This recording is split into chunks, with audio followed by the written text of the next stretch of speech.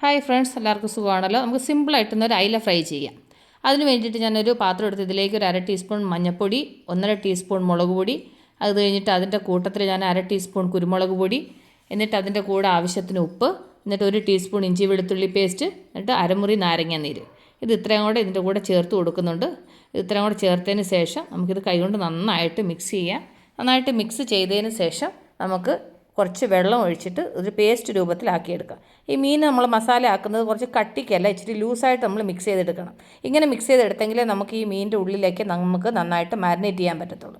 അപ്പോൾ ഞാൻ ഈ മീനിൻ്റെ ഉള്ളിലൊക്കെ ഈ മസാല നന്നായിട്ടൊന്ന് മാരിനേറ്റ് ചെയ്തിട്ടൊന്ന് മിക്സ് ചെയ്തിട്ട് ഇതിൻ്റെ ഉള്ളിലേക്കെല്ലാം ഇങ്ങനെ തേച്ച് കൊടുക്കണം. അപ്പോൾ ഞാൻ ബാക്കിയുള്ള മീനെല്ലാം ഇതുപോലെ ഒന്ന് മാരിനേറ്റ് ചെയ്തെടുക്കട്ടെ.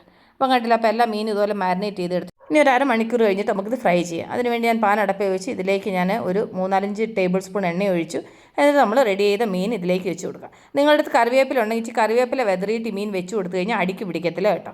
അപ്പോൾ ഞാൻ മീൻ അതിലേക്ക് വെച്ച് കൊടുത്ത് ഇനി നമുക്കൊന്ന് അടച്ച് വെച്ചിട്ടൊന്ന് ഫ്രൈ ചെയ്യാം. അപ്പോൾ അടച്ച് വെച്ചിട്ട് കുറച്ച് നേരമായി. ഇനി നമുക്കിതൊന്ന് തിരിച്ചിടാം. അപ്പോൾ ഇതിൻ്റെ ടാസ്ക് എന്താണെന്ന് വെച്ച് കഴിഞ്ഞാൽ ഈ മീൻ പൊടിയാതൊന്ന് തിരിക്കുക എന്നുള്ളത് വല്ലാത്തൊരു ടാസ്ക്കാണ്. കാരണം എൻ്റെ അടുത്ത് കറിവേപ്പില ഇല്ലായിരുന്നു. എന്തായാലും ഞാൻ ഇങ്ങനെയൊക്കെ തിരിച്ചിട്ടു. അവിടെ ഇവിടെയൊക്കെ ചെറുതായിട്ടൊക്കെ ഒന്ന് പൊടിഞ്ഞു, എന്നാലും കുഴപ്പമില്ല.